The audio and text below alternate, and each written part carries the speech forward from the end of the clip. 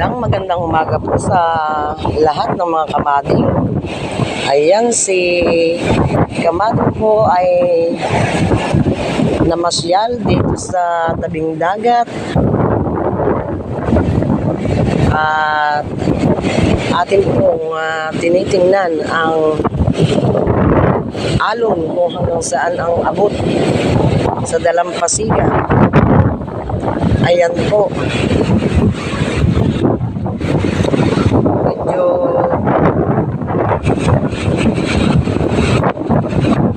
malimlim po ang ating kalangitan. Paambon-ambon.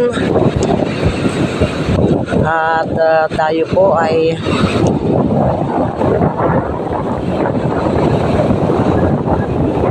tumitingin ng malalaking alon. Ayan po ang panahong amihanin. Dito po pala nakakarating ang alon sa dalampasigang ito. Kulang lang umabot sa baling-balingan. Yun. Ayan po. Hindi po aninaw ang bundok ng Tulao. Ayan. Sobrang lalaki po ng alon.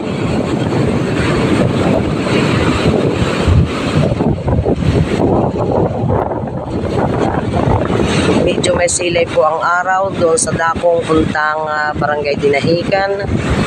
Pero dito po sa kalagitnaan ng puntang Barangay Pinulasan ay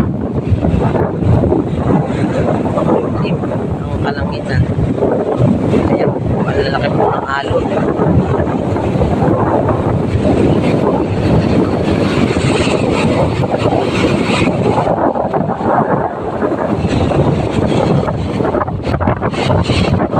Lakas ang hangin at malalaki ang alon.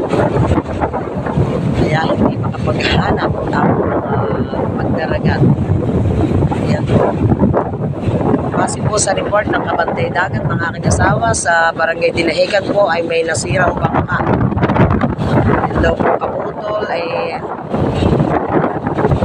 naroon pa sa talian. Lumakas din daw po ang alon doon kagabi. Dalawang bangka po ang nasira doon sa Barangay Dinahican.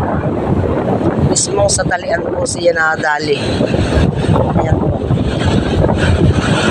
Hindi kita ang bundok ng Pulilio Island sa dilim ng ating ulap.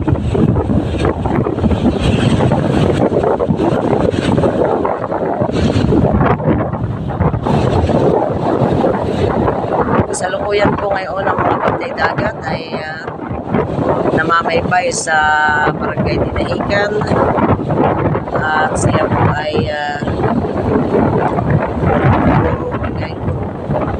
sa baybayin ng Barangay Dinahican. Muli sa akin mga viewers,